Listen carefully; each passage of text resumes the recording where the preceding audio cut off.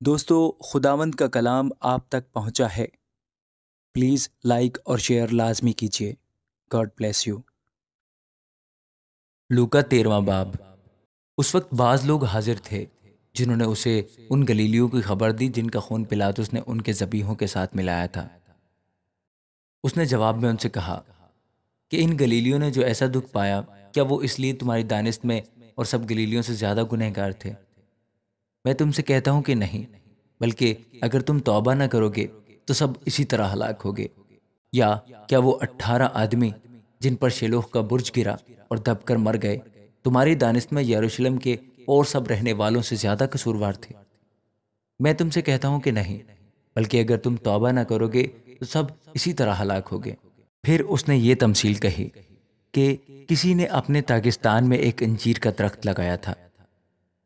وہ اس میں پھل ڈھونڈنے آیا اور نہ پایا۔ اس پر اس نے باغبان سے کہا کہ دیکھ، 3 برس سے میں اس انجیر کے درخت میں پھل ڈھونڈنے آتا ہوں اور نہیں پاتا، اسے کاٹ ڈال، یہ زمین کو بھی کیوں روکے رہے؟ اس نے جواب میں اسے کہا، اے خداوند، اس سال تو اور بھی اسے رہنے دے تاکہ میں اس کے گرد تھالا کھودوں اور کھاد ڈالوں۔ اگر آگے کو پھلا تو خیر، نہیں تو اس کے بعد کاٹ ڈالنا۔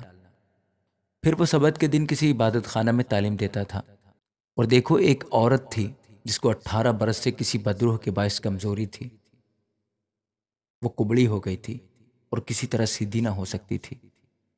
یسوع نے اسے دیکھ کر پاس بلایا اور اس سے کہا، اے عورت، تو اپنی کمزوری سے چھوٹ گئی، اور اس نے اس پر ہاتھ رکھے، اسی دم وہ سیدھی ہو گئی اور خدا کی تمجید کرنے لگی۔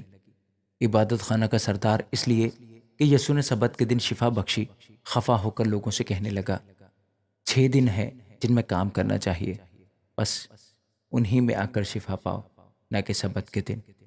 خداوند نے اس کے جواب میں کہا، اے ریاکارو، یا ہر ایک تم میں سے سبت کے دن اپنے بیل یا گدھے کو تھان سے کھول کر پانی پلانے نہیں لے جاتا؟ بس کیا واجب نہ تھا کہ جو ابراہیم کی بیٹی ہے، جس کو شیطان نے 18 برس سے باندھ رکھا تھا، سبت کے دن اس بند سے چھڑائی جاتی؟ جب اس نے یہ باتیں کہیں تو اس کے سب مخالف شرمندہ ہوئے، اور ساری بھیڑ ان عالیشان کاموں سے جو اس سے ہوتے تھے خوش ہوئی۔ بس وہ کہنے لگا، خدا کی بادشاہی کس کی مانند ہے؟ میں اس کو کس سے تشبیہ دوں؟ وہ رائی کے دانے کی مانند ہے جس کو ایک آدمی نے لے کر اپنے باغ میں ڈال دیا۔ وہ اگ کر بڑا درخت ہو گیا، اور ہوا کے پرندوں نے اس کی ڈالیوں پر بسیرا کیا۔ اس نے پھر کہا، میں خدا کی بادشاہی کو کس سے تشبیہ دوں؟ وہ خمیر کی مانند ہے جسے ایک عورت نے لے کر 3 پیمانہ آٹے میں ملایا، اور ہوتے ہوتے سب خمیر ہو گیا۔ وہ شہر شہر اور گاؤں گاؤں تعلیم دیتا ہوا یروشلم کا سفر کر رہا تھا، اور کسی شخص نے اس سے پوچھا کہ اے خداوند، کیا نجات پانے والے تھوڑے ہیں؟ اس نے ان سے کہا، جا فشانی کرو کہ تنگ دروازے سے داخل ہو، کیونکہ میں تم سے کہتا ہوں کہ بہترے داخل ہونے کی کوشش کریں گے اور نہ ہو سکیں گے۔ جب گھر کا مالک اٹھ کر دروازہ بند کر چکا ہو، اور تم باہر کھڑے دروازہ کھٹکھٹا کر یہ کہنا شروع کرو کہ اے خداوند، ہمارے لیے کھول دے، اور وہ جواب دے کہ میں تم کو نہیں جانتا کہ کہاں کے ہو، اس وقت تم کہنا شروع کرو گے کہ ہم نے تو تیرے روبرو کھایا پیا، اور تو نے ہمارے بازاروں میں تعلیم دی۔ مگر وہ کہے گا، میں تم سے کہتا ہوں کہ میں نہیں جانتا تم کہاں کے ہو، اے بدکارو، تم سب مجھ سے دور ہو۔ وہاں رونا اور دانت پیسنا ہوگا، جب تم ابراہیم اور اسحاق اور یعقوب اور سب نبیوں کو خدا کی بادشاہی میں شامل اور اپنے آپ کو باہر نکالا ہوا دیکھو گے، اور پورب پچھم اتر دکھن سے لوگ آ کر خدا کی بادشاہی کی ضیافت میں شریک ہوں گے۔